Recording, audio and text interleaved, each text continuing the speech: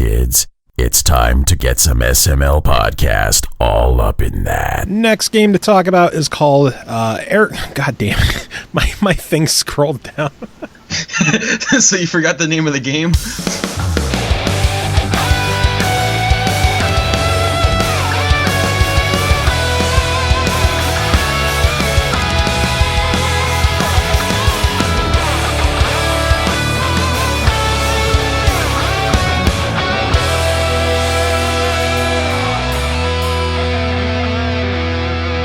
What's up, everyone? This is the SML podcast. I am your host, Joe. It's been a crazy weekend after all the E3 news, so we're going to tone things down with just a couple of reviews this episode. Going to be one of the usual early week shows with people joining in and out, and we're going to kick things off with Pernell joining back. Pernell, how are you doing? I'm doing all right. Rainy day, but I made the best of it by eating vegetables. I don't know how the hell that works, but hey. When you need something, you make it whatever it needs to be. So I like how I'm at the point where I don't even feel I need to say your last name because everyone knows who you are by now. They probably do. It's like, that loud guy's back? Oh, shit. That's pretty awesome. Before we dive into the reviews, I know you were only able to join us for part of the E3 show. Was there anything else from E3 that interested you that you want to talk about? Unfortunately not, because my problem is that this year in particular, I just kind of sucked at the following. Like, I think the landscape for me has changed a lot, both in the sense that most of the big news that I want to hear about comes from like smaller companies, and they typically don't pop in E3. Like, for example, my two most anticipated releases this year are Tokyo Xanadu and Ys 8. And you wouldn't hear anything about them at E3 this year because why would you? Their publishers wouldn't go there. And also, a lot of the bigger releases get announced throughout the year because websites need to keep making their hits. So when you get to E3, it usually ends up being like things like, I know some people were excited for, so I'm not disparaging them, but like you get like, here's Shadow of the Colossus again. It's like, I don't care about that. This is something that you should have announced on a website and say that other big reveal for later. But for the most part, it's not a great deal. Was really chasing E3. It's just more like what's coming out this week. Oh shit! Like I think about it, there's one thing that came up due to E3, but I'm not sure if it was at the show or if it was just press that came up during the week. But there's two Kunio-kun games coming out. One's coming out this week. And it's called something like medieval something, where it's like all the Kunio-kun characters in like in a medieval environment with swords and shit. And then there's another one coming out towards like the fall that's more of their traditional beat 'em up style. So I didn't even notice those two getting announced. I've been so focused on E3 for the past week and a half or so that all other news has just flown by me. Yeah, that's what throws me out. It's like with E3, it's like I used to be all like, I can't wait, what's going to happen at E3? Now I'm like, it'll show up later. I'll be excited for it. I was excited for the Mario Odyssey and the seeing that the Rabbids game actually doesn't look like a crop of shit like a lot of people were anticipating it would. So I'm happy about that. But even still, both those games were games that I already knew were coming and almost didn't even need a sales pitch at this point. It was like the Mario Rabbids thing, yeah, because that's a weird product. I don't know what the hell it is. But the Mario Odyssey game, I don't think Nintendo's really ever screwed up a traditional Mario game. There might have been some less favored ones and more beloved ones, but they never outrightly ruined one. So it's like, hey, we got Mario Odyssey coming out. I'm like, all right, I'm buying that. It's not even you need to show me your product. It's like, I've been playing Mario since 1987 or so. I think I can expect this to be good. So I'm already going to get it. So that's pretty much where I am with E3, which is why, like, if you notice when we were talking on the episode, almost everything you announced was a surprise to me. I was like, oh shit, for real? Everything was new to me. So I just write like that. So it actually also kind of makes certain things more enticing, like when it shows up out of nowhere. It's like, oh my god, that game's out Thursday? Okay. I gotta go get that now. Or on Thursday, whichever. But that's pretty much how I tend to roll with the E3 goods. Yeah. Well, if you ever need a recap of all the things that happen on E3, make sure to go check out episode 288 of the SML podcast. What's that episode again? 288. Oh, man. Don't Nearly 4 hours of E3 goodness all wrapped up into one incredibly long and hard to listen to episode. You're probably going to be doing like what I was thinking about doing. I might, that's basically just gotta dive in and listen and spot what you want to spot. But yeah, I probably will have to do that. That way, it's like a nice, concise thing, especially since you took all the notes and whatnot. You'll likely cover every individual bit from the main guy. So we did. I think we went in depth in nearly every single thing that was talked about during the press conferences, except for like Call of Duty and Destiny, because fuck those games. Here to that, I got friends out the wazoo trying to get me to get back on Destiny. I bought the damn game twice, actually. I bought the first day it came out and returned it because I'm never going to. I haven't played it. I haven't booted it up. I'm just going to get my money back. Then I purchased it again for the PS4 with the Taken King expansion because everybody talked it up like it was like the best thing ever. And I have tons of friends that still play it. So my thought was, I want to play more games socially. I can get online with them and play Destiny and just hang out. But the game did not entice me at all. There was nothing about it that made me say, I got to come back and play this. Like, I started playing WoW for the social aspect, and though I wasn't fully entrenched in it, it had enough going for it that I liked it and was able to stick with it. Destiny had nothing like that. It bored me every step of the freaking way. I don't know what people see in it, but I'm not going to tell them they like bad games, but it's not for Pern, that's all. See, I can understand the people who like it, the people who don't like it, whatever. My gripe is still with the marketing deal with PlayStation and how much content is cut out of the Xbox version of the game. Wait, for real? I knew that they had timed exclusives. Yeah, there's like a PvP map is exclusive ship, exclusive weapon, exclusive outfits, an exclusive strike, and the strikes are a huge part of the game. Yeah, that I don't like so much. I thought it was just like temporary time release to say, get it first over here. No, and get it first, that's at least 1 year. Ugh. Yeah. That's some pretty sneaky marketing in and of itself. I can't outright knock them for that. Because it's smart, but I don't like the fact that they have to. It's absolute bullshit. Even PlayStation players are pissed off with it because like that exclusive strike will never be in the rotation for like the weekly special events that go on because not everyone has access to it. Wait, I can't remember. Is the game crossplay? No. Oh, okay. Because I was about to say, if it's crossplay, I figure why, but why wouldn't they at least put it in the rotation if if it's like system barred at least? Because I'm sure it's easier to just have a consistent set of what's going on server wise. It's not worried about servers won't mix, but just so it's consistent across all the servers instead of we did this over on this platform but not on this platform. We're gonna have to go back, see what we did over here. Did we do this one over here? Did we do this over there? So just to keep everything the same. But if they're worried about keeping everything the same, don't cut out a fifth of the game for a fucking year. Yeah, that I agree with. That makes perfect sense, and it's kind of dumb. Especially if it's actually ruining how people can interact with the online components and the different events that they program in. But yeah, the way Sony and Activision have gone about this shit with the Destiny deal just ensures I will never drop a penny on that game again. If it makes you feel any better, it's a shitty game, so there you go. And I'm over here with my friggin' Dinklebot from the first game collector edition sitting on my shelf. Well, at least you did keep Dinklebot. What a disappointment. That damn game. Speaking of disappointing collector editions, you mentioned the game Tokyo Xanadu. What are your thoughts on the collector editions that they're doing for that game?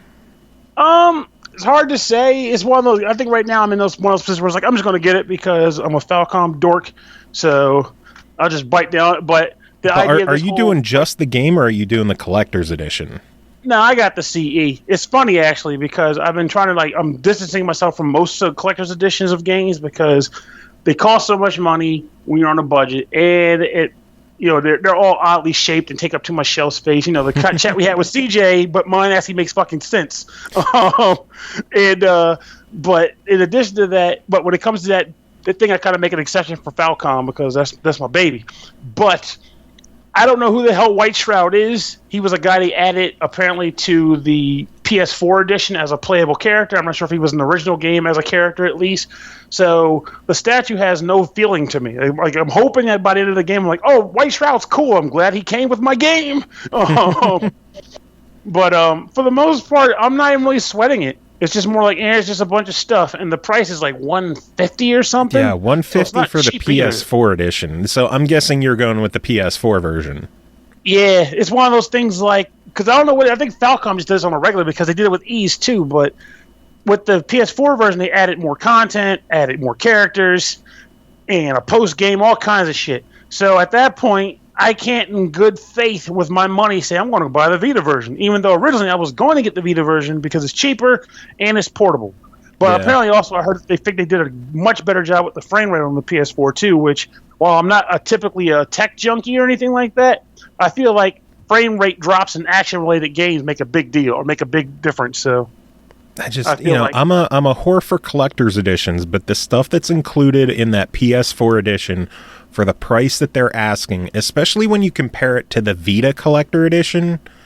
Because the Vita is the same stuff, with the exception of being that weird, like little, instead of the statue, it's a little puppet man. Yeah, instead of a 9-inch deluxe White Shroud figurine, it's a 5-inch deluxe Moromaru plush, if I said that right. The thing is, the PS4 version is $150, the Vita version is $70. It makes you wonder, it's like, what's so special about this White Shroud statue? Because I'm betting that's where they try to justify the cost. It's like, the statue's higher quality, blah, blah, blah. I don't know, a 9-inch figure for that much of a price difference. I would probably just go with the Vita version, and if the game was really good, just buy the standard PS4 version separately. Honestly, that's still an option in reality, but my only concern and why I'm not sure about doing that is the fact that I suck at replaying games. So I can see myself buying the Vita version, playing through it, and like, yes, this game was really good, and then get the PS4 version with all the bonus content. Like, well, that's going to just sit on the shelf. Like Persona Fez, Persona Golden, the eventual Persona 5, Breakout of Prison edition. It's all they all have the same effect on me. I get them because I want to play them, thinking all this cool new stuff, and I remember that, oh shit, the game took me 150 hours the first time. I don't have that much time in my life to contribute to the game again because now they go to the beach in January. It's like I got nothing. So, or even you could get the Vita Collector Edition and the standard version of the game and just pretend that you bought the PS4 edition and it came with a free copy of the Vita game, and it's still cheaper than the PS4 Collector Edition because that, like, the figure does nothing for me. It doesn't even look that cool to me. I don't know. Yeah. You gotta be thinking about that now. I guess it might be something you even just do just for the hell of it. Because I agree. I don't because you still get the art book, you still get the soundtrack, you still get the cards, you get the game. The only difference is the statue versus the plush. Yeah. Ain't there some shit? I'll double back and check that. But yeah, I agree with you. I definitely looked at that edition. I was like, I'm not sure how I feel about this. Like, I'm not really ecstatic for it versus any way or the other. It's like, it's just some stuff. So. But now you got me thinking about this, so that might be something I end up doing, like, to wake up tomorrow. Like, God, change that edition! True, but fucking Ys 8, man, I am on board for that one. Oh, yes. I'm ready. I play... the only Ys games I haven't beaten that I've played, mind you, are Ys 4, and that's because I didn't have the translated edition back then. I still need to get around to playing that now that I got my dual fixed. Ys 6... because that was during the period where I just had too much shit and never went back. I replayed the beginning of the game like 3 times. And Ys Origins because I was playing it on Steam.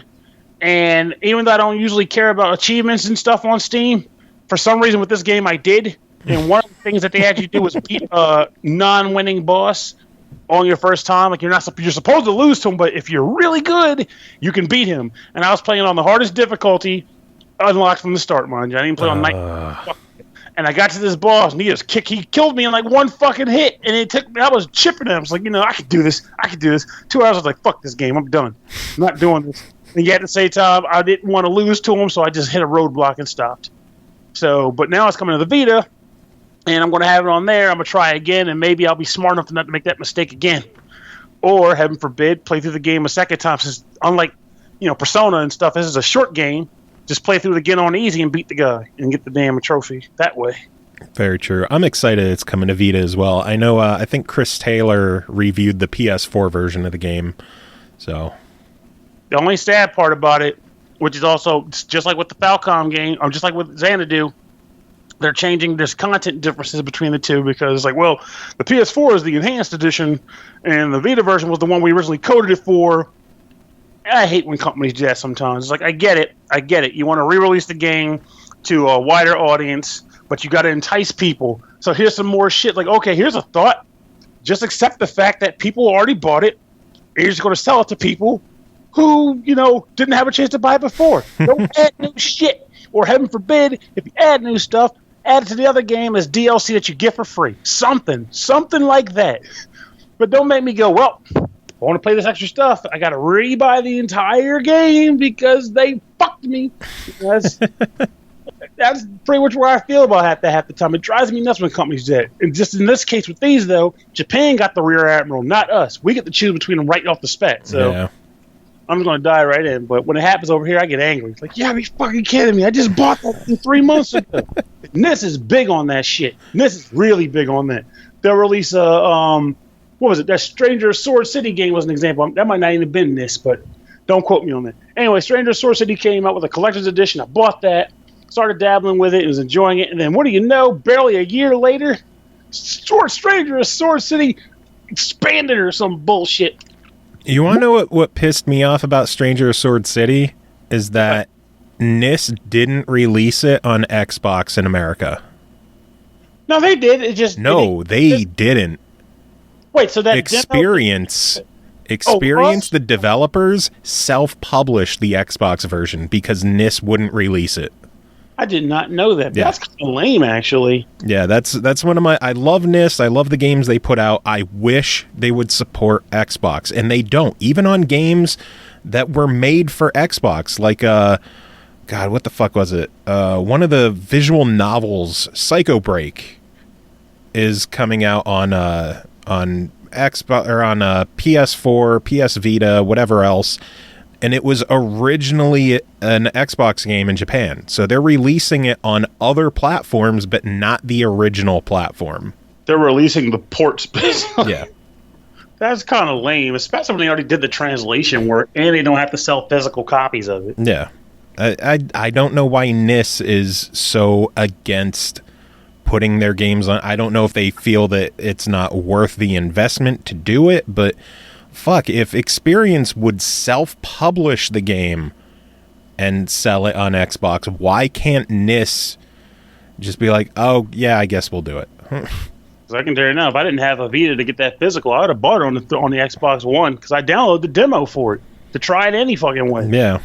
And I already had the game coming in the mail. Fun thing, we actually covered it as part of when we were still on Bleeding Cool, and it was because I won a contest for the game.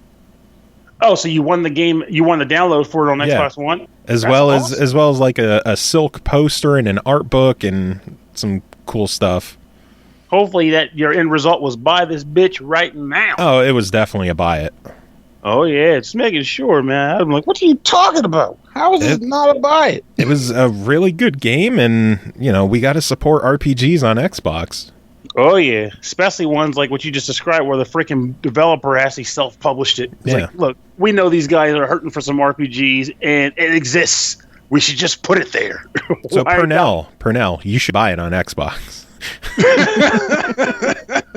If I wasn't already an owner of the game, I probably would. Or heaven forbid, bullshit. They put remastered on there. Can't double dip.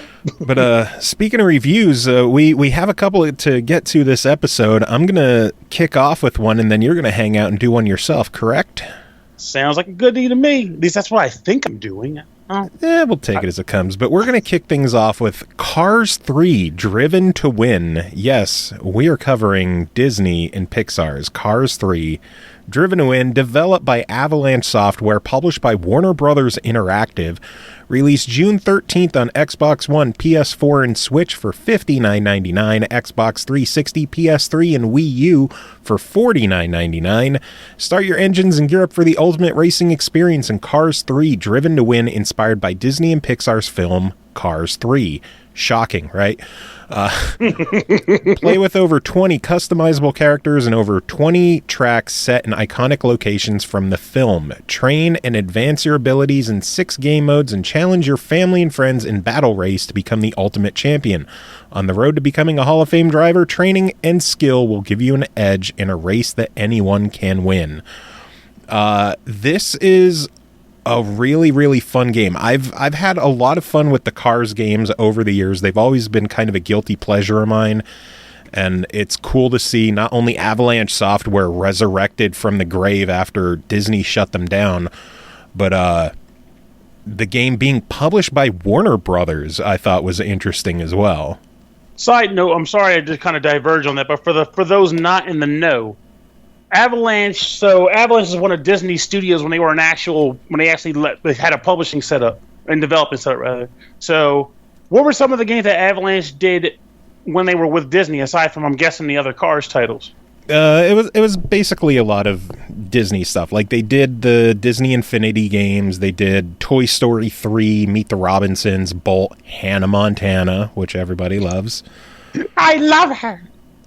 And then before that, they did a whole bunch of independent, for hire work with ports of Mortal Kombat games and licensed stuff like Tak and Juju and Rugrats and shit like that.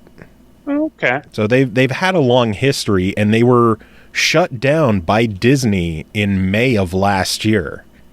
After they were like, Infinity's no longer profitable, Yeah. Shut it all down. They just ran through with a hatchet and cut everybody down. Yeah, and then back in January, Warner Brothers announced that not only did they acquire the studio from Disney and reopened it, but they were going to start publishing Disney games, which I thought was a cool partnership. And I'm happy it happened because I enjoyed the other Cars games that were released. They were never crazy deep, super over, they were never going to be Forza. Yeah, and they're not supposed to be Forza. They're their own thing.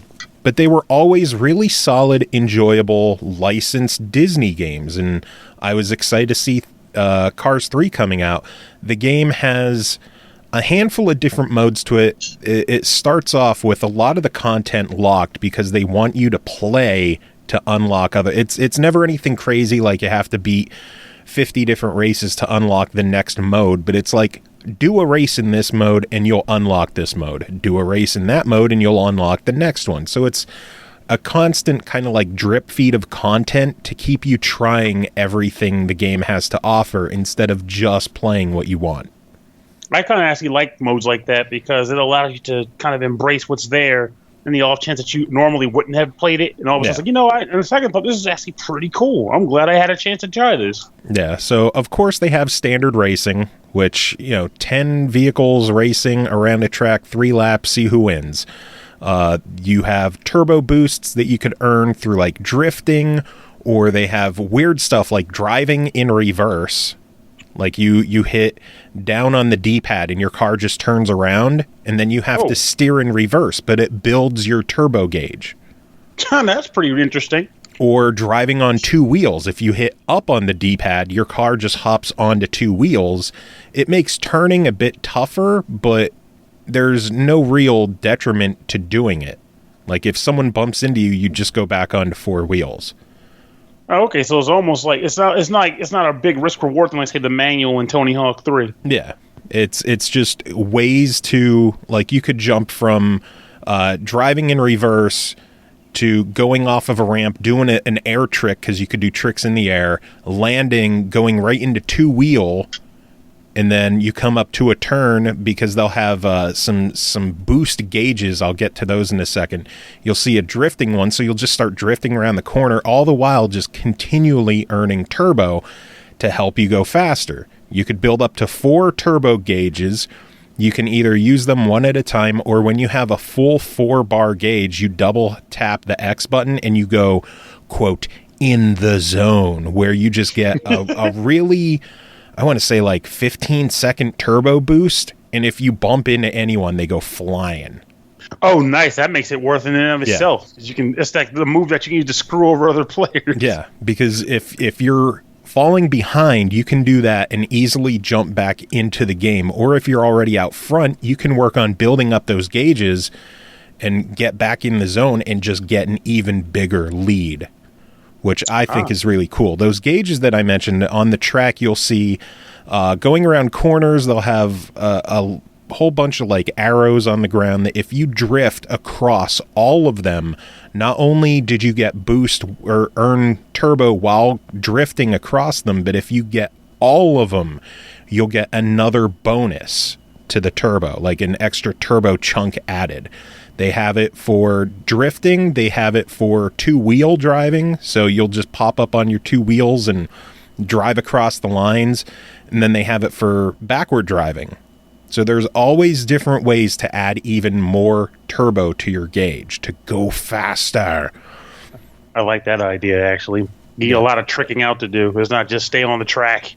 Yeah. They have battle racing, which is what you would expect out of like a Mario Kart game where there's, question marks that you run over on the course and you get like rockets or machine guns or like oil slicks you can drop, mines you can drop, stuff like that. They have... I was excited about this one at first. It's called Takedown Mode, which... Sounds like it's Burnout inspired. Yeah, my mind went right to Burnout Takedown. I'm like, oh my god, do I get to wreck into people and cause them to crash? It's not that, unfortunately. It's kind of like battle mode where you'll run over to pick up weapons on the course, and you'll just have a bunch of dummy cars in front of you that you'll have to take out. Oh... That's not nearly as enjoyable. It's fun, but when I saw Takedown, I was thinking Burnout Takedown, and it is unfortunately not that. It's still fun, though.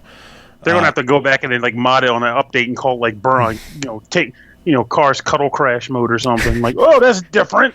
I like this. That'd be amazing. They also have a air stunt spectacular mode. I forget the official name of it, but basically there's a lot of emphasis on doing tricks in the air.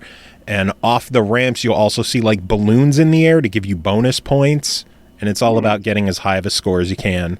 They have Hot Lap to go as fast as you can. They have 3 tiers of each of the events in tournament across racing, battle racing, stunt, and takedown mode. So 3 levels to each of those that you can earn a tournament cup on, a championship cup. That eventually leads into mixed cups of different events instead of just a single style. And then on top of all of that, they have a playground mode that you can open up, which is just like a giant kind of sandboxy area. There's that infinity creeping out the back. Kind of. Or even in before Disney Infinity, Toy Story 3 had a toy box mode to it that was kind of just like do whatever you want kind of thing. And the playground mode, I forget the official name of it on here. I'm going to feel like an asshole about it. But it has, a giant course that you can drive around and test out your skills. They do have rails that you can grind, but I haven't figured out how to do it. Wait, what? Yeah, kind of like skateboard grinding rails. And there's collectibles that you have to get that are on these rails. I've tried like boosting and jumping onto them, and I don't know if there's a certain trick that I'm not doing right, but... Things I've never expected to hear in a game. You got to make your car grind on this rail, right? It's crazy, and it's a giant area, too, with 10 different fireman hats for the fire truck in the game that you have to collect through there. And then a whole bunch of different extra side events that you can do by like either the giant ball at carnivals that you'll see motorcycle riders driving around in? Yeah. They'll have one of those, but you have to pop balloons inside it. Or like you'll pick up weapons and you'll have to destroy like explosive boxes and get X numbered to get either bronze, silver, or gold rings. And the way you're describing this game, it sounds like it's a lot more than the typical licensing cash-in. There's a lot to the game. The only downside is it doesn't have any kind of actual like campaign to it.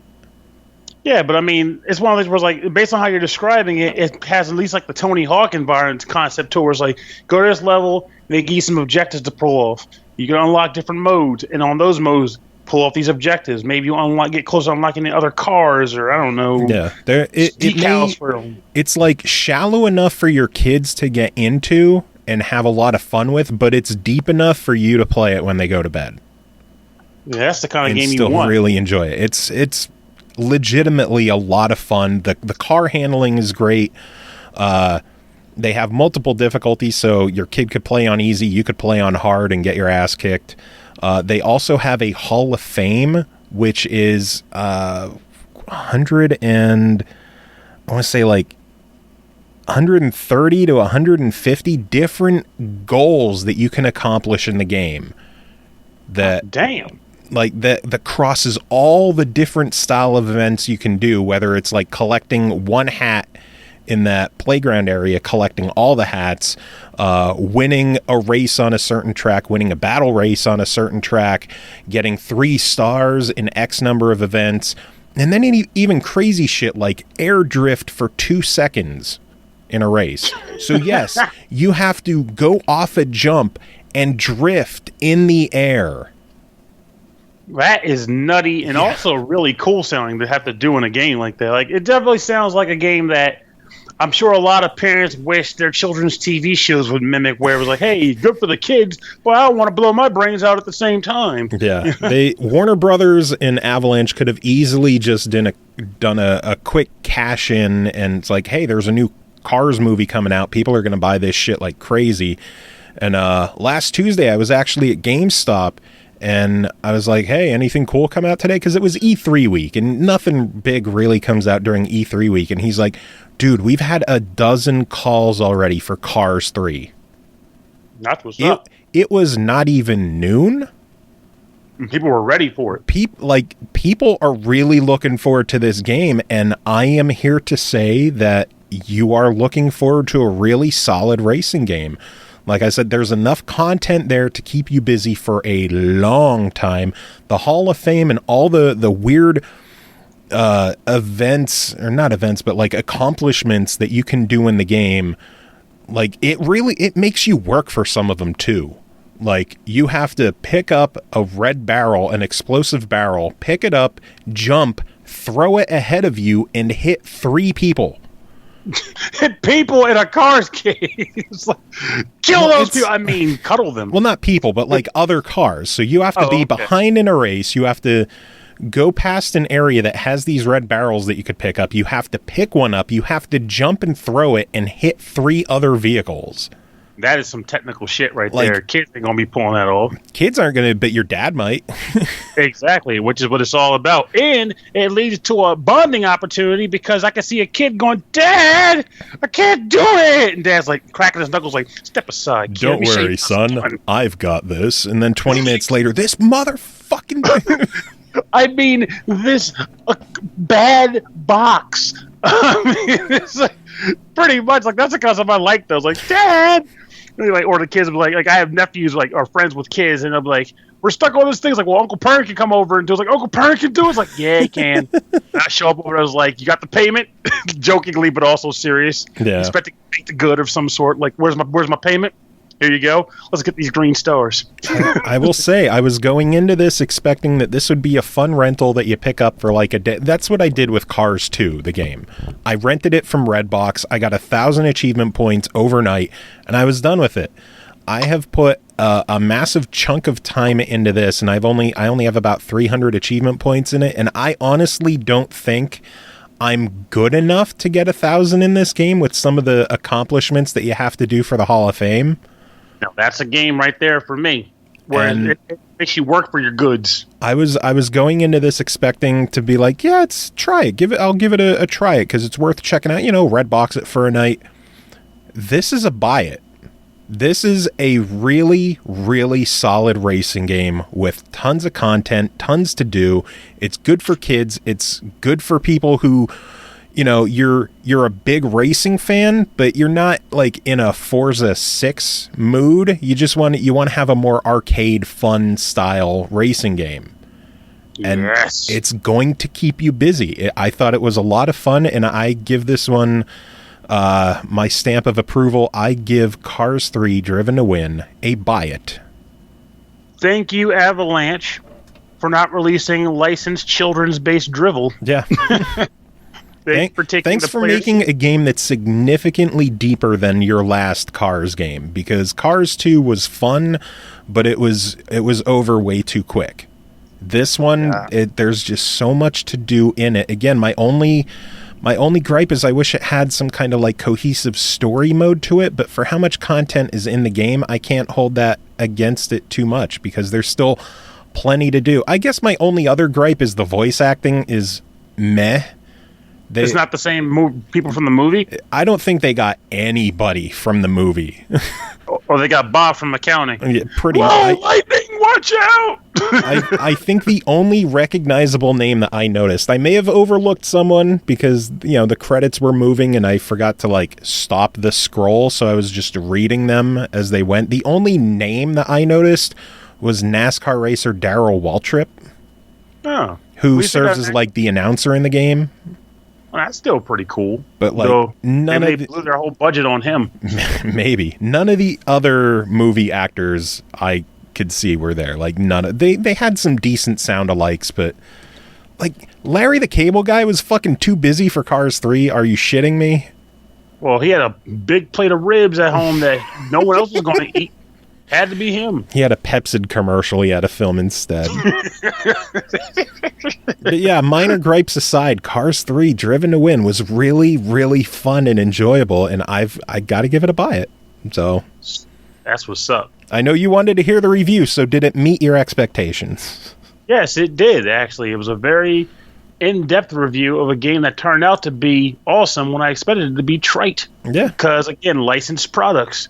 So I feel like a lot of licensed games, especially when studios like Avalanche put their work into them, they deserve the reviews because they're the ones that need to, flip people's ideas on their heads. So this is not the traditional, this isn't the traditional licensed game. This is one you want to own. Yeah. Go get it.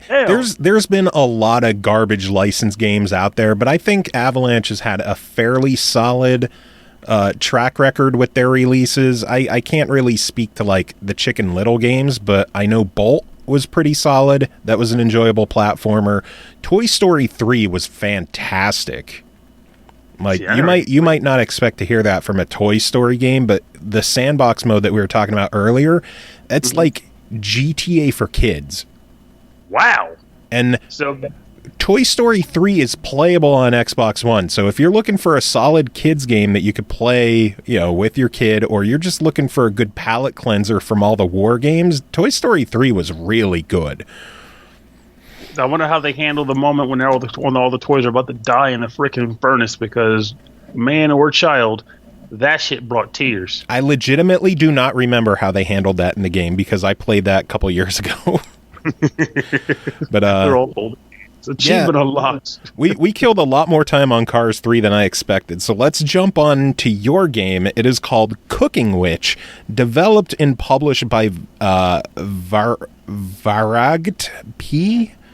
I struggled with this last time. They also developed Loot Hero, and then we also reviewed Plantera from them, which I thought was a solid and enjoyable clicker game. This one released May 18th on Steam for only $1.99. In Cooking Witch, you are a witch flying to a party in the woods, abducting the children, and cooking and eating them. So, Pernell, tell us about Cooking Witch. Right off the bat, I'm going to say, if you're one of the ridiculous number of people I see online that love to make sure to make it known that not only do you hate kids, but that you detest them, this is the game for you. You hate children, buy this game. I originally came into this game with the same mindset you had about what I mentioned about with Cars. I was like, probably not going to be that big a thing. It's a short pick-up-and-play game, whatever it is. But be that as it may, I had fun playing this game. I enjoyed it, and I actually laughed while I played it. The overall premise in the game as a whole is pretty simple. You are a witch. You start out, and there's like a big chalkboard that tells you what all the different children are worth as far as like points go and what items they drop. So there are multiple. These are the things you can collect in the game. Stars, which increase your time. because the game starts out in the middle of the night and the game ends when the sun comes up. And every star you pick up reverses time a little bit so you can hunt children for longer. Then there are hearts which will refill your health, because while you're going around and abducting children to then dump into a giant cauldron to eat, sometimes their screens will summon out their fathers, and their fathers will come out with guns. I'm not even sure what they are. I think they're like blunderbusses. That's what they look like. But they'll come out with a blunderbuss and start shooting into the sky. So hearts will refill health if you get hit by either a blunderbuss shot or by a rocket that also can sometimes get shot and hit you. Then there is the meat. The sweet, tasty, meaty treats that everybody drops when they fall in the pot. And that is what you use to buy upgrades for your character, whether it be speed upgrades so that you fly faster. There are hooks, like fishing hooks, so you can carry more children at once. There is health upgrades. There is stamina upgrades, which allows you to hold on to children longer. And there's like one other potion that's not even sticking in my head right now. But basically, it lets you carry more weight. So, because there's multiple types of kids. There's like the green kid, the red kid, and the yellow kid, and they all have different weights, and they drop different combinations of the three things I mentioned earlier. And then the daddy, which is the gun guy, he drops, I'm not even sure what he drops, because they don't show him on the board. It's just, I just get what he gets, whatever. So, the funny thing about this is that you can't, you can pick up the kids by just swooping by and collecting them, but you can't collect the daddy unless you drop a kid on his head and knock him out. So you got to fly by, drop a child, it gives the dad a concussion, then you pick up the kid and the daddy, dunk them in the pot, get food, get fed. So basically the idea, this is the kind of game where you start out, you're pretty weak, but after each successive play, you can get money, you get meat money for upgrades, which allows you to play longer. So once you get to the point where you completely max out your guy, you're going to be shooting for high scores and stuff like that, and there's a high score leaderboard. I'm not sure if anything else actually eventually unlocks, like maybe a new environment or anything crazy like new enemy types or stuff like that, but I would say even if that's not the case, and I've seen everything the game has to offer already, for $2, I played for an hour, and that's easily worth $2. An hour of fun is easily worth $2. So Very true. I give it I think it's a legit pickup. So is it a legit buy it, or is it a fuck it, why not? It's only $2. Just get it. I think it's a legit buy, to be honest. I had genuine fun. Cool. Again, if you hate kids, this is a really good buy. You can tell all your friends, I was cooking children last night. Fuck them babies. And it's like, oh, wow. What kind of world are you living in? Oh, no, it's a game called Cooking, which is it's quite divine. I see. So I was going to call the cops on you for a second there. Oh, yeah, and after I played Cooking, which I cooked a couple kids, it was nice. So if you hate kids, get Cooking Witch. If you have kids, get Cars 3. That sounds about right. If you have kids, but you hate them, get them both. There you go. Well, Pernell, thanks as always for covering the game, and I know you'll be back on again soon because you're covering even more stuff for us. Any final words to wrap it up? Nope. Just if you're cooking kids, keep it on the down low because you really aren't supposed to do that. Next game to talk about is called Randall, developed and published by We the Force Studios. It released June 6th on PS4 and Steam for $14.99. In a dystopian world that doesn't seem like a departure from our own future, people are content living under constant surveillance and absolute control. Players take on the part of Randall, a powerful telepath with a touch of schizophrenia. We had our friend Tom Miller on the case for this one. Tom, welcome back to the show. Hey, good to be back. How's it going? I've been doing okay. I played this game for most of the morning, and my sanity is relatively intact. But I'm doing all right, and I'm actually looking at the preview screenshots on Steam right now. I was playing it on PS4, but one of them is of one of the boss that caused me to rage quit. So oh, nice. So tell us about Randall. What is this game? So Randall is it builds itself as a Metroidvania. It is an exploration-based platformer where you get different abilities that allow you to access different parts of the world. And So it has that going on. I love that kind of game. It's one of my favorite genres. I feel like it tries to mix in stuff from a bunch of different genres as well. It has some sort of a Super Meat Boy-ish platforming segments to it. It has some more beat-em-up parts. It has almost like almost like a Deus Ex like body modification thing going on, where you can get new psychic abilities that you can use in battle. So it has a ton of stuff going on. I feel like maybe that was also kind of one of my complaints with it, because like it tried to do so much that a lot of it didn't, I think, do particularly well. One of those jack of all trades, master of none kind of deals. Yeah, exactly. Like the beat 'em up things, like I got through a great deal of the game by doing the same like 3-hit punch combo, and you can just kind of spam it. So it's a little bit on the simplistic side. But you know, but there are things that it does do well, I think. It's really pretty to look at. There's a lot of variation for it being like dystopian sci-fi future world. There's a lot of different environments that are really well done, I think.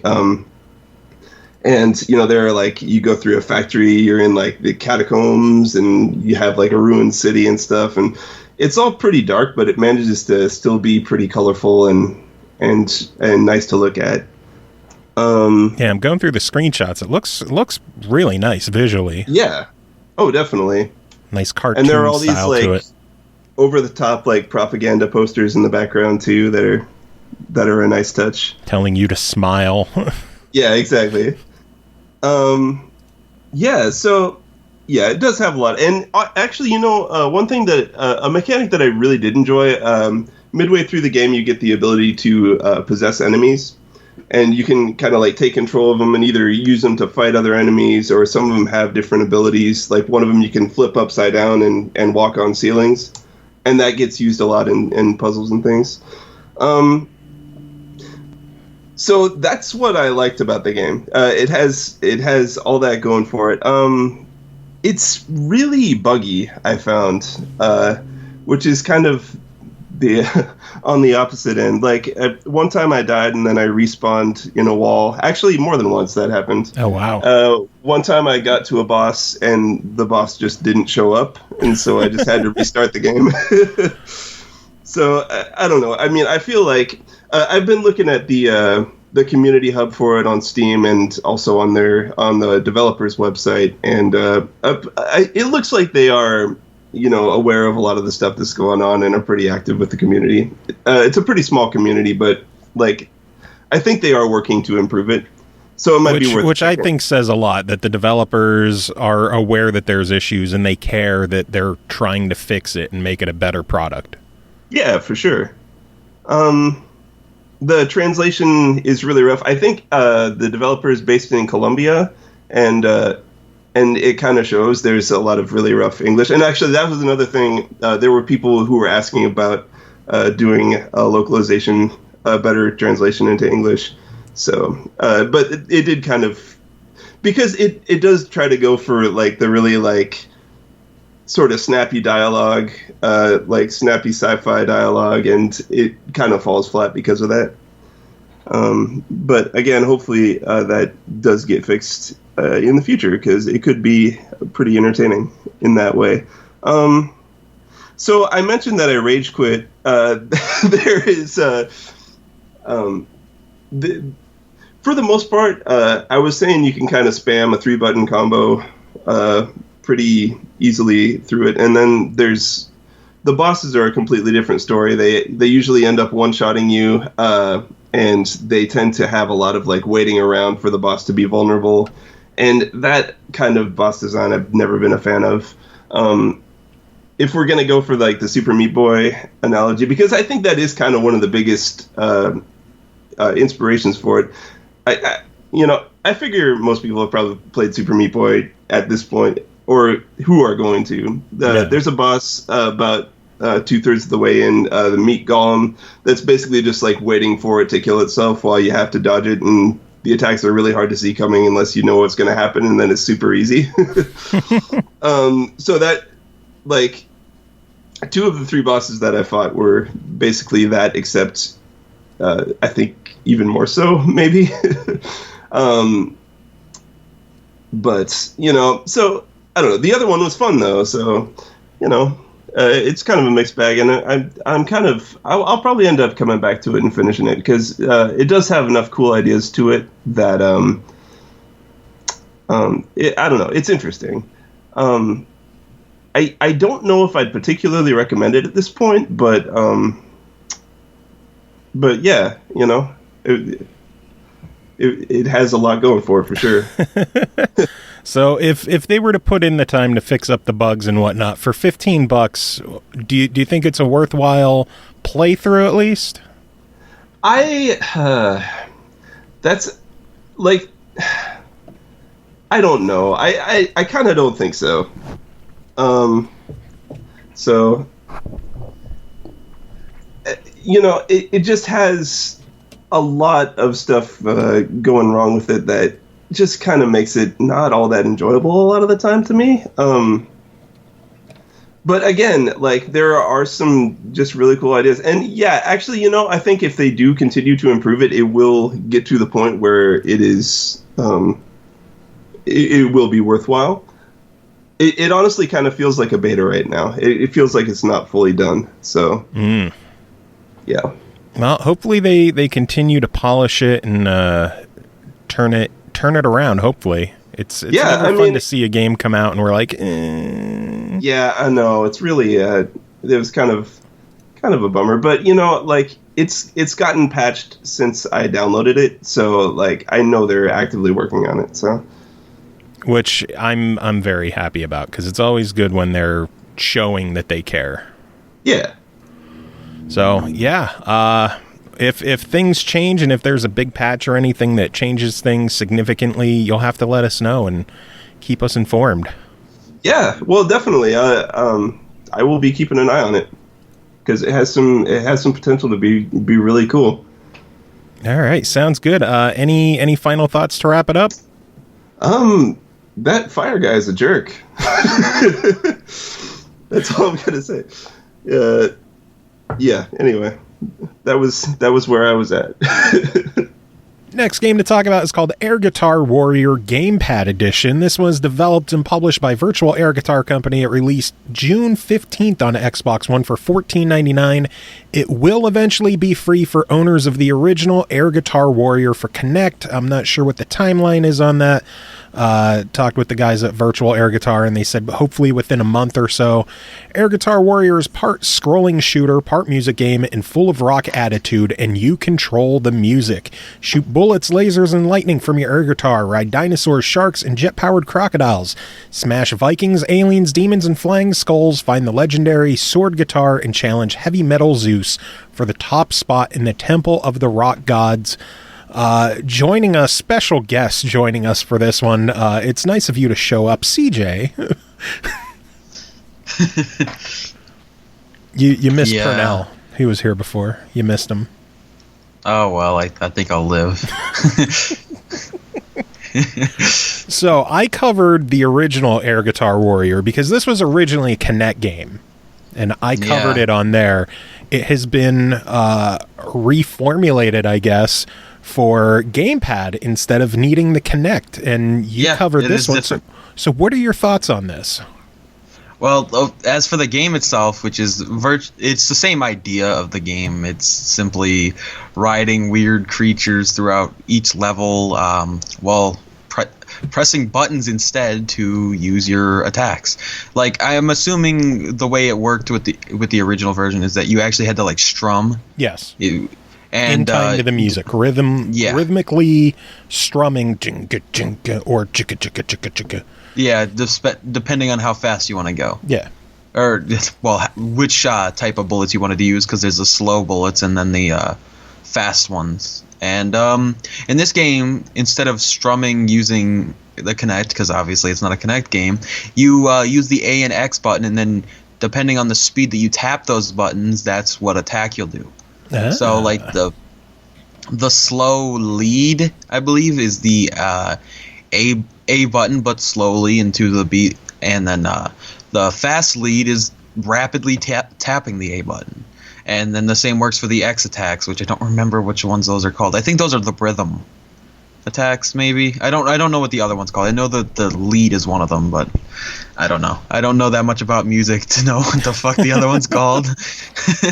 Did it control well? Did it feel like it worked well with using a controller instead of strumming? Yeah, I felt like it was actually a really good idea. I do feel like the game was made quite a bit easier, and I think that is shown by the TA, like on TA. Just the amount of people that have completed this version versus the other version. I feel like the gamepad actually makes this game very, very easy. I don't know if they just didn't like change up the way enemies worked in the game. So it was like, it's going to be a little more challenging using the Kinect because it's like that was designed for the Kinect, and it was supposed to be a little bit challenging there. And here, without that same design, but still the same layout, it just feels like it was very, very easy. Still, I mean, I won't complain. The music was really good. I like the background tracks that go along, and then it each time you strum, it gives like a kind of I don't know, foreground music that goes with the background. Yeah, and it sounds pretty good, and it manages to combine pretty well no matter what kind of attack you're doing.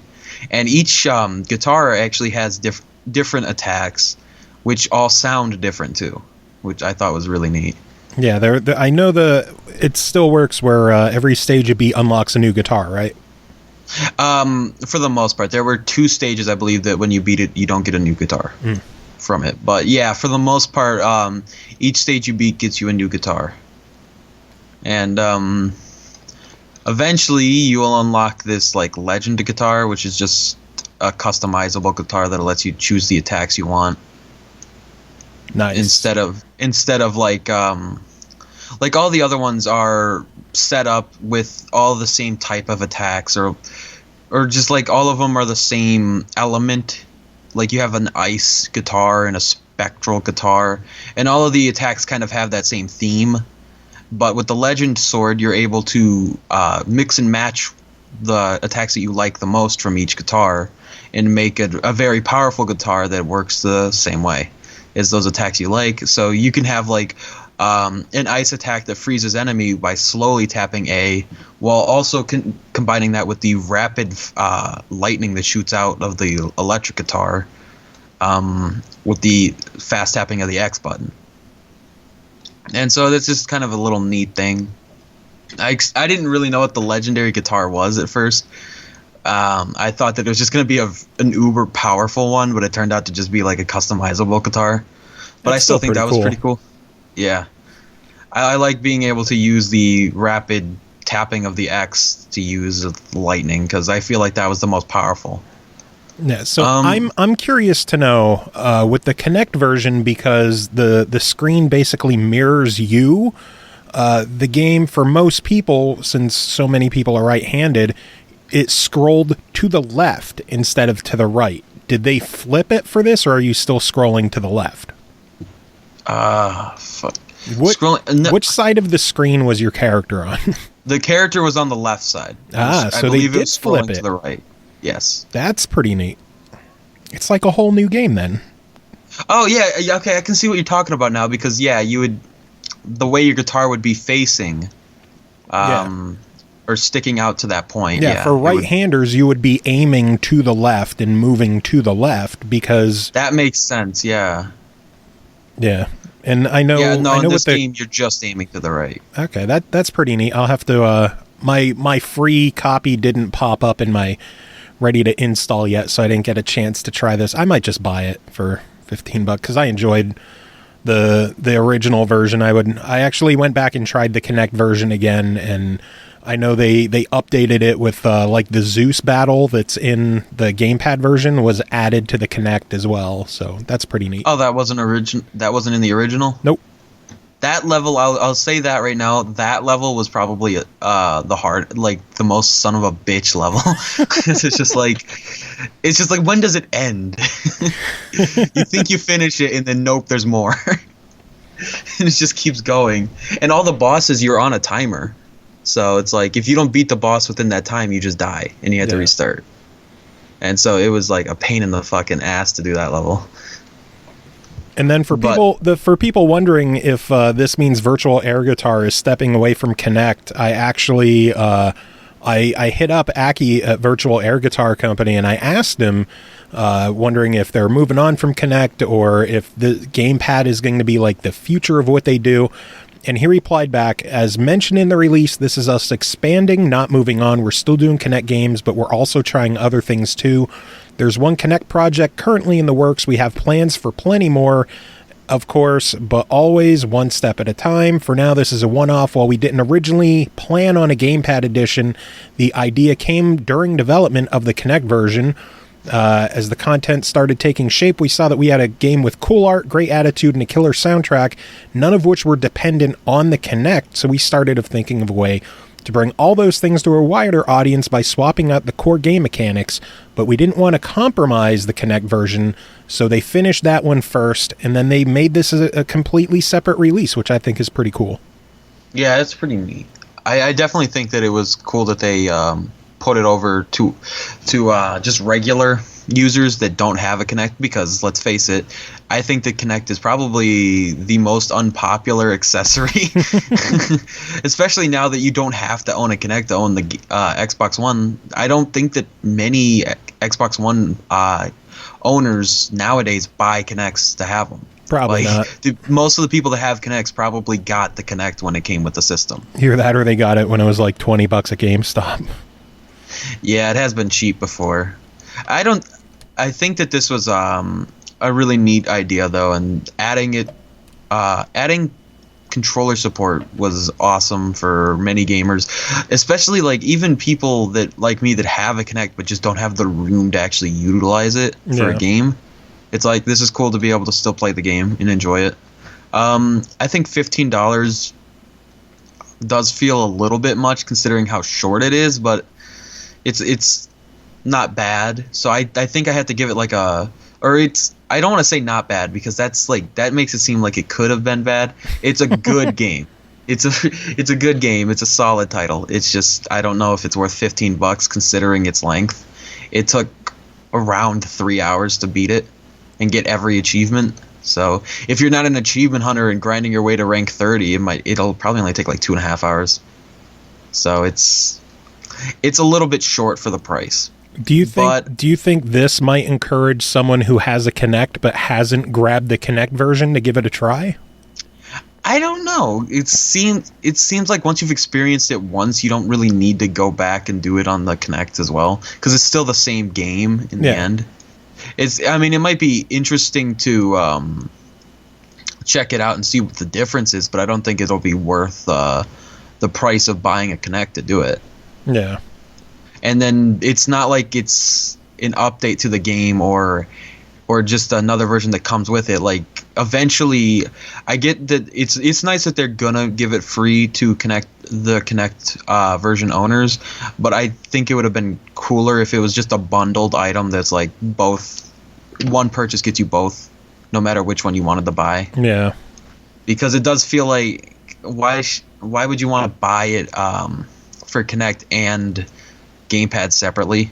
That's just going to cost a lot more. It's possible that the development time on converting it over to controller and how much of the code needed to be updated or changed, that it was just easier to do a completely separate release instead of an update or an addition or anything like that. Perhaps, but either way, it does hinder it a little bit, because what was the Kinect version, like $20? Or was it the same price? It might have been the same. I'm not sure. I'll have to look it up. Yeah, it's the same. It's $14. So that's like $30 to get both versions. That doesn't feel worth it at all. But for $15 as it stands, I'd have to give it a recommended try it. I do think that it's a really fun game, but I think its price is a little high for the content in it. It looks like the Kinect version was originally $20, but it seemed to just completely drop in price down to $15. I thought so. I really thought that the game originally launched at $20. Also, from the game update, like on the, you know how some games use the feed on Xbox to update what's going on? Yeah. It did say that anybody that bought the Kinect version before the 15th of June would get it for free. Yeah. So I asked when that would happen, and Aki said, "I'm told it will take no more than 30 days. I guess it could be sooner." So I'm not sure if it's something where they're going to like send out a redemption key for it, or if they're just going to like credit it to your account, or how they're going to handle it. I have no idea, but that does leave you with if you were planning on buying it now while it was $15 and then getting both versions, that's not going to work now. It's a little late. Yeah.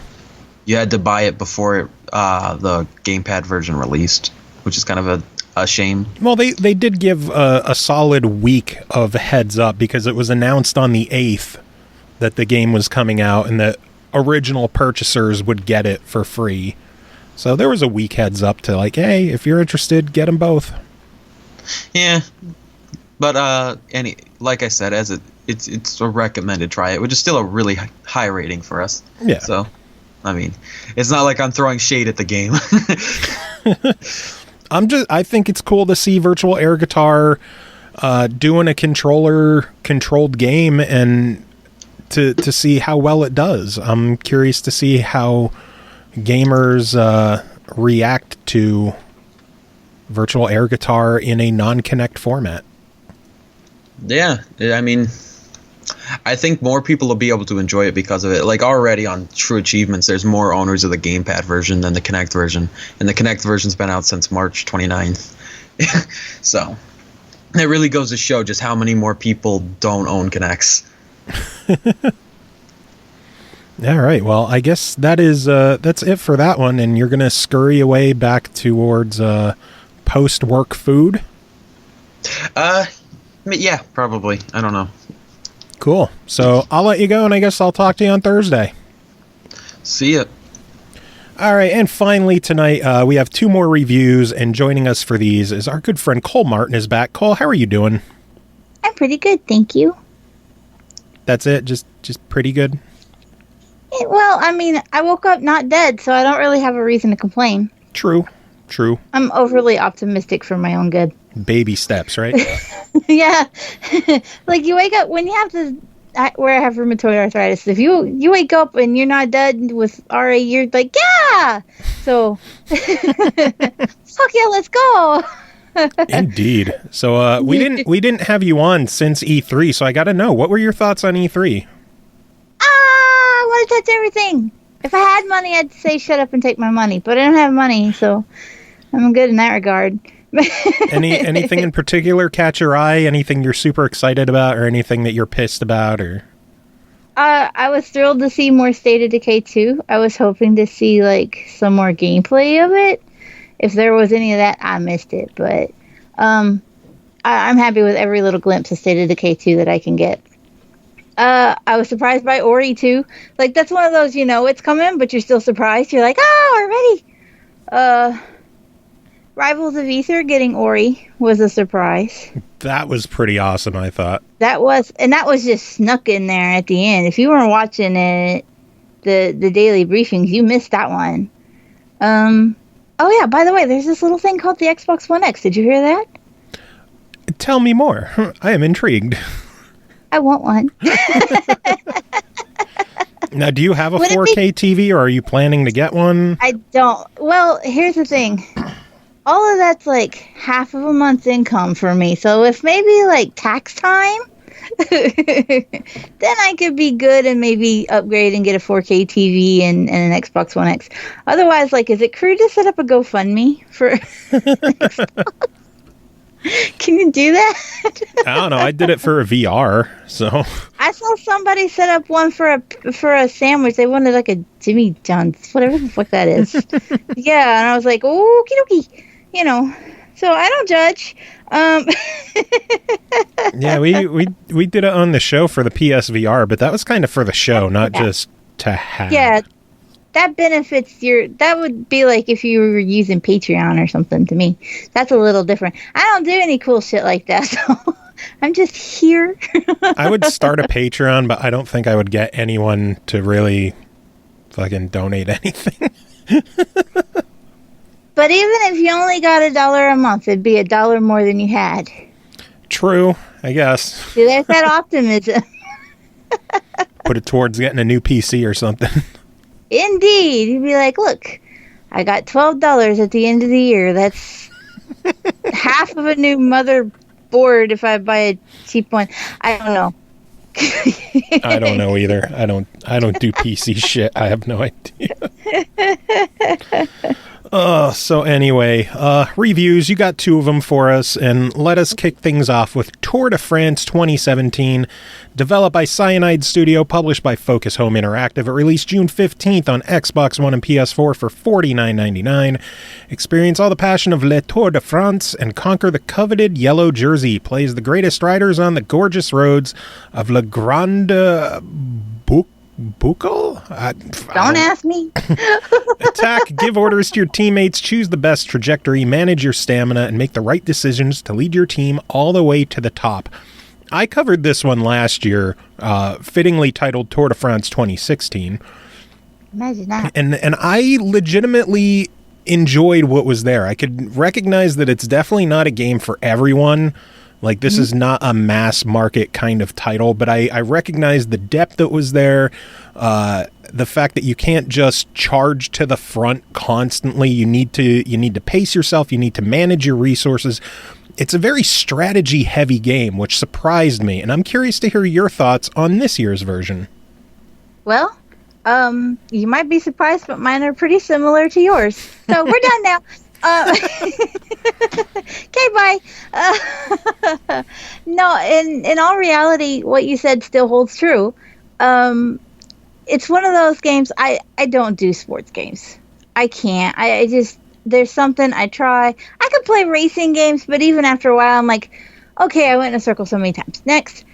But I can recognize that Tour de, is he supposed to now pronounce it Tour de France or Tour de France? I feel like it's France. Why is it fancy? I think officially it would be Tour de France, but we're American, so it's Tour de France.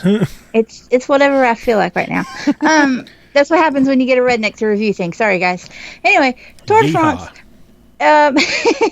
You can still recognize that it's a good quality game, even if it's not something that stands out as being your particular style. And so that's how I've kind of approached this, even though racing games and these hyper management sim type games aren't really my forte, if you will. Did I pronounce that right? What is wrong with my pronunciation tonight?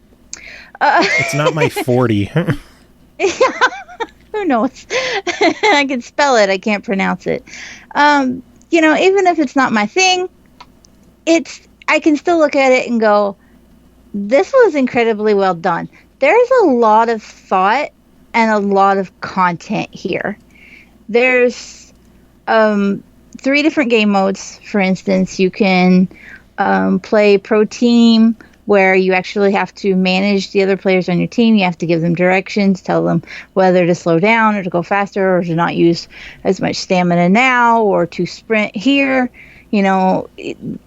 It's complicated. If you're really into that hardcore strategy and manipulating and really paying attention to all the fine details, this is the kind of game you're going to want to look at, even if you wouldn't think so. I mean, everybody said Tour de France, and I was like, okay, pull the trigger, watch them pedal down the road. See, I thought that last year. I thought that last year, and I went like an entire race where I was at the front of the pack for like the whole thing. And in the last mile or something, as we're going through the streets, towards the end, I just kept falling back and back and back because I had no more reserves left in terms of like the stamina replenishing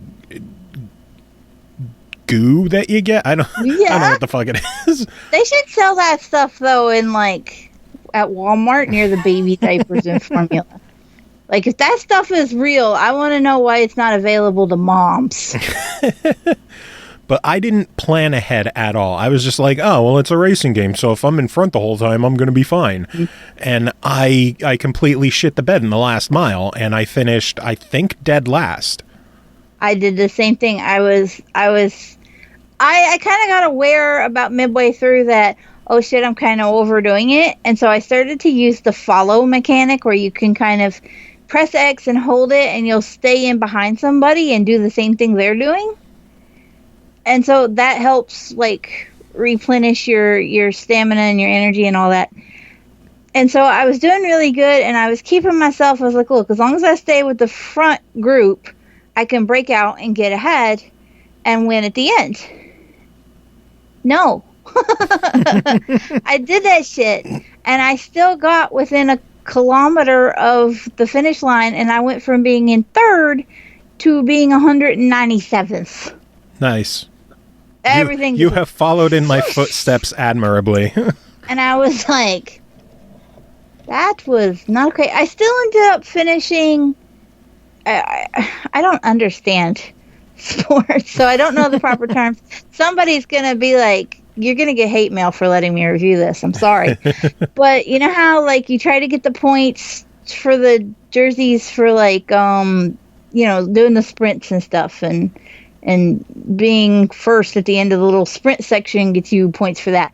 Yeah. I still managed, even though I was at 197th in the race as a whole, I still managed to come in third. Oh, wow. I don't know what I did. So I lost and I won simultaneously. I'm not sure. I'm not sure the mechanics of that. Somebody who's actually good at these games could probably figure out why that shit happened. I feel like it should have been an achievement. I'm a little disappointed that, simultaneous winning and losing was not. And then I think that may be because I'm the only dumbass that could pull something like that off. What did you think of the visuals? Because looking at the screenshots of this year's game, while they're not like remarkably amazing graphics, I think that it's a significant step up from last year. It looks like there's more foliage on the trees, textures look better, the roads look better. So I'm curious what you thought. I was a little surprised by the draw distance, like just how far out it would actually go ahead of you. I wasn't expecting that. Like it's a little more subdued. The further it gets out, there's not as much detail. There's like, there's some trees right by the road, and then there's nothing a couple hundred feet off. But I was also surprised how large the crowds were. Yeah. Like, that took some effort to create crowds of that size, because I don't know if normal people think about it, but you kind of think of like all the pixels and all the code that goes into creating minor things, and then you realize that even just one little person jumping up and down waving a flag is kind of taking up a lot of space. Yeah. And so when you get to look at, and there's some of these areas where there are large crowds in the town sections. And even as you get out, there may not be as large of a crowd, but there'll be other details like, it's a smaller group, but they have a minivan instead of a regular car sitting beside of them, where they didn't drive a car because, it was too many people. They drove a van. And that kind of detail, it doesn't go unnoticed. As far as like the foliage and stuff, though, I didn't play last year, so I don't have that kind of. You don't have the whole collection? What? Surprise! Looking back, it's amazing how long Cyanide have been doing Tour de France games, because there's a handful on 360 back on Xbox Live Arcade, and then they went from arcade titles to full-on retail titles. A lot of those never came to America, but they are over in Europe. And now with the past 2 years, full retail on Xbox One. And it's admirable to see them continue doing it. And there's definitely have to be a market there if they're still putting these games out. True. And I'm a little surprised by Cyanide Studios, because I feel like they should be making horror games. They're not. So there's, another surprise from this. But in all reality, it's a full-fledged title, and it's really well done for what it is. I can acknowledge that, even if I'm not like, oh my god, this was so fun. But it was surprisingly pretty, and if you can manage everything, and you know what you're actually looking at on that HUD, you're gonna be probably pretty happy with it. So overall, they've taken their experience. They've done well with it. So overall, for $50, what are your thoughts? I give it a pretty, a try it. It's obviously niche. It's obviously something that not everybody's going to jump out for. But if you like the whole micromanaging of a team and you can, not blow up within the first kilometer of the race, you're probably going to have a lot of fun with this. Nice. I love looking through the Wikipedia for Cyanide, and it's like, let's see. Let's go through their games here. Pro Cycling Manager 2006, Horse Racing Manager, Dungeon Party, Pro Cycling Manager. These guys didn't do Horse Racing 2016 though, right? No. Okay. Pro Cycling Manager Season 2007, Pro Cycling Season 2007, Loki Heroes of Mythology. So well, that kind of escalated quickly. They alternate between like cycling and cycling management sims with stuff like Blood Bowl, Styx. I know they're the guys working on Call of Cthulhu coming out.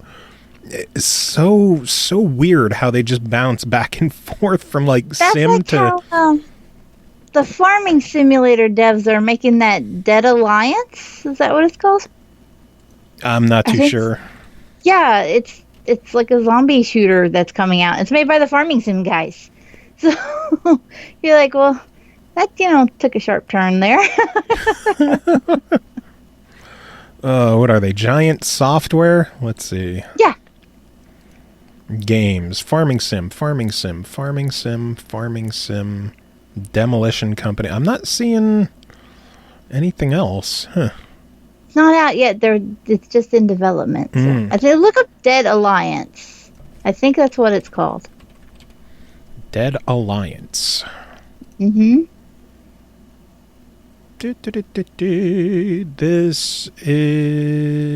This does not look like it's from Giants.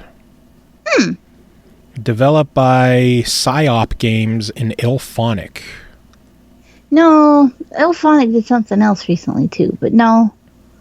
There is one being made by the farming sim guy, because I remember I saw it and it was a shooter and I was like, oh, and it said from Giant, and I went, huh? But now I don't remember who it is, because that's what I do. But now I'm going to have to go Google it. Yeah, you'll have to fill us in. I'm on the case. I'm on all the cases. That's your homework. Oh, and then that Dead Alliance is being published by Maximum Games, so that's pretty cool too. That's familiar, and I don't remember what else they've done. I don't know. Don't Maximum? Ask me. Yeah. They did like Mark McMorris Infinite Air, Alakine's Gun, Loading Human, Lictum Battle Mage, stuff like that. Okay. The Golf Club. Oh, Lord. But yeah, so Tour de France, if you're a fan of the series, it looks like another solid entry. If you're not a fan of the series, who knows? You might enjoy stepping out of your comfort zone. You might be. I was surprised. I was like, okay, this wasn't as bad as I thought it was going to be. And that's the same way I felt last year. Like, well, I didn't expect to enjoy this as much as I did. Mm-hmm. Good stuff. The last game that we're covering tonight is called, I'm sure you're excited about this one, The Town of Light. Developed by LKA.it, published by Wired Productions, released June 6th on Xbox One, PS4, and Steam for $19.99. The Town of Light is a psychological adventure told in the first person. The story is set in Italy in the first half of the 20th century, in a place which really existed and has been meticulously reconstructed. Exploring and interacting with the environment, you will relive the history of the main character through her confused viewpoint, and on the basis of your choices, the story will develop in different ways. As much as I stumbled through reading that, I'm sure you have plenty to say about the game, yes? I love this game. So this is one of those walk exploration type games. I like that much better than walking sim. So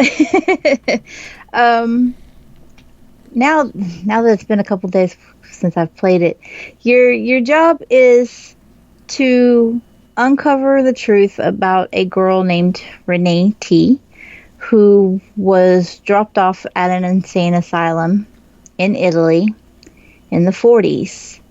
And she was 16 years old at the time of being left in the asylum.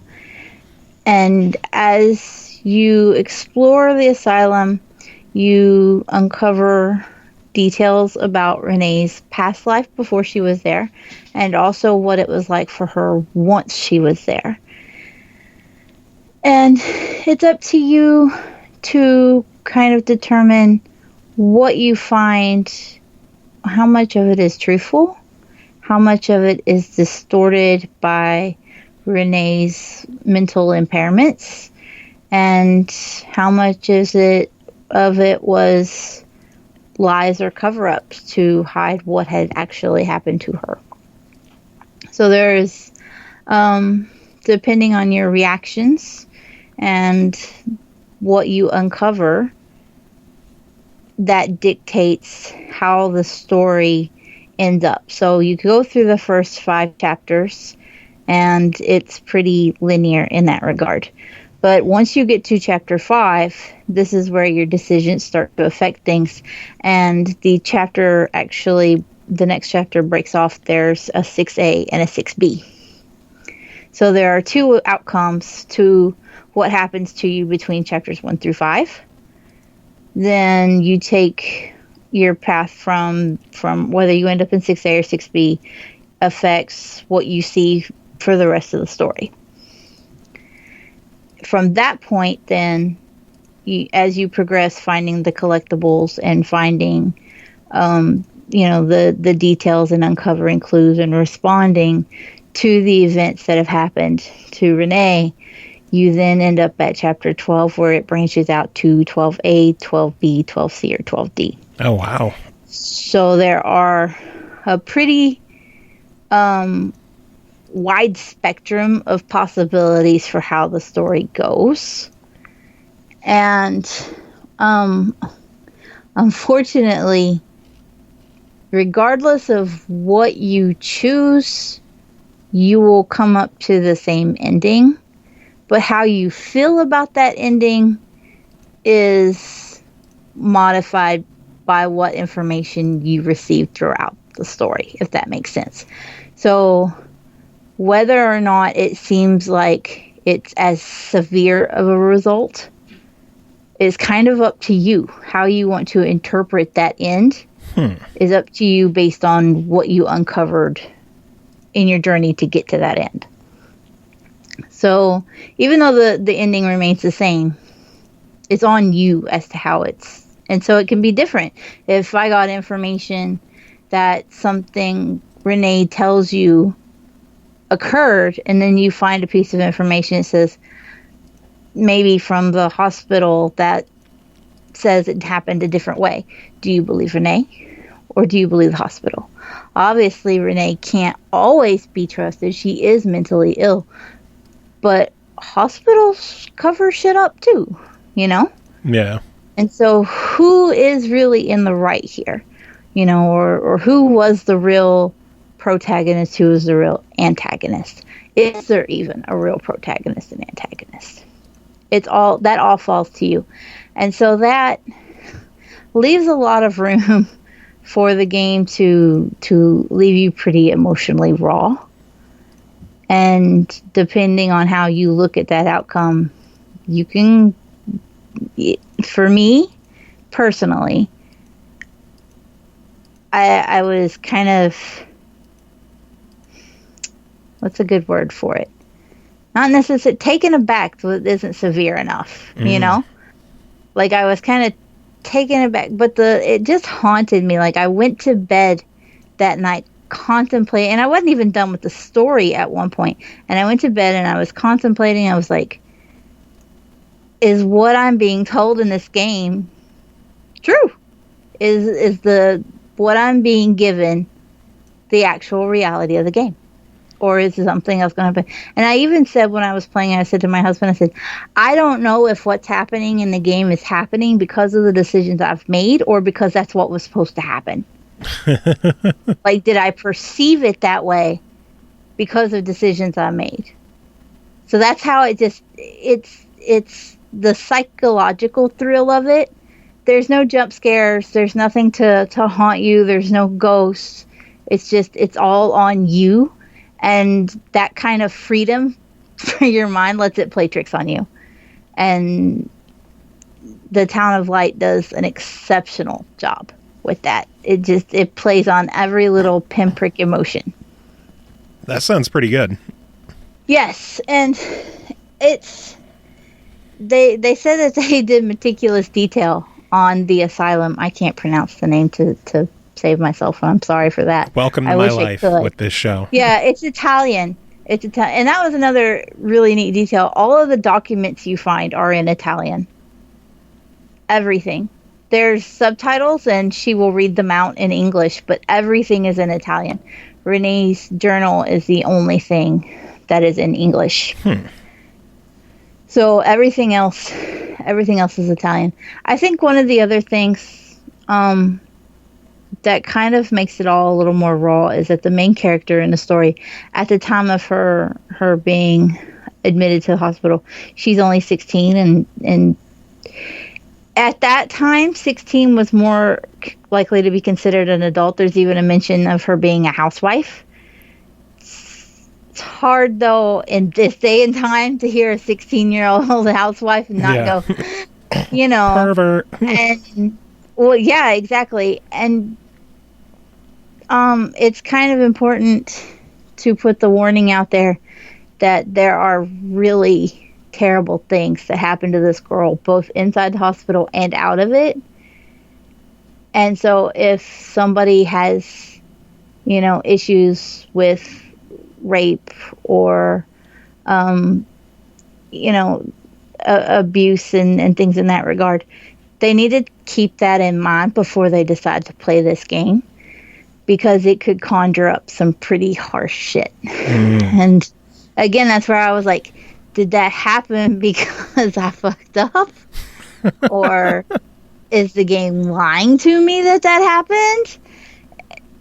It's really harsh to specifically choke it down, especially when you realize she was put through some pretty terrible surgeries and what have you.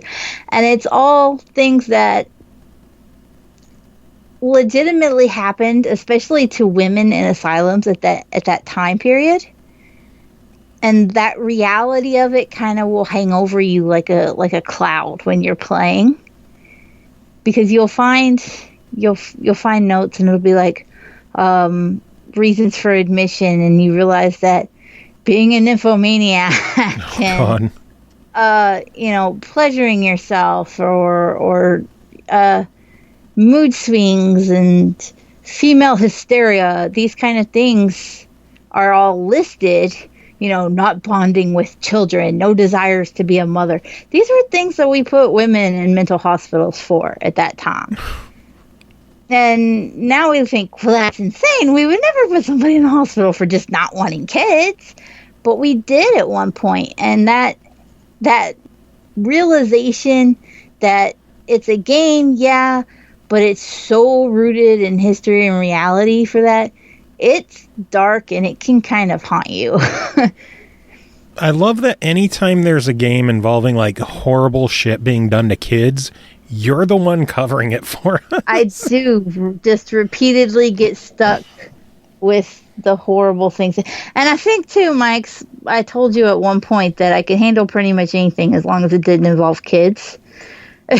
And now I'm up to 8 that have involved horrible child brutalities.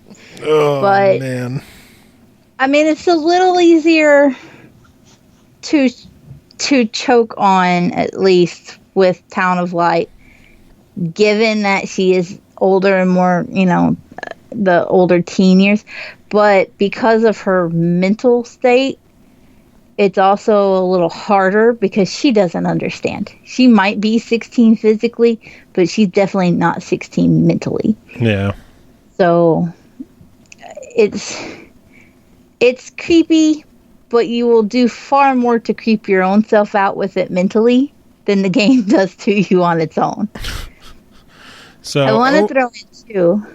I'm going to cut you off 1 second. Okay. I'm not done. When you finish the game, there's this beautiful song that plays. I say beautiful, it's hauntingly beautiful. It's incredibly sad, but it's so well done. It plays at the beginning and during the credits, and it's kind of like the main theme for the game.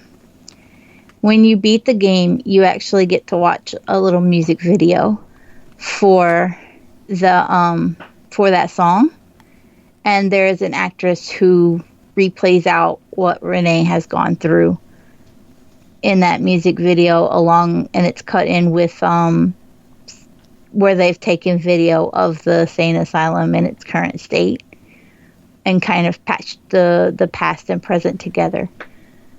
And it's really well done. It's a nice little touch that you get for beating the game. But it made me cry.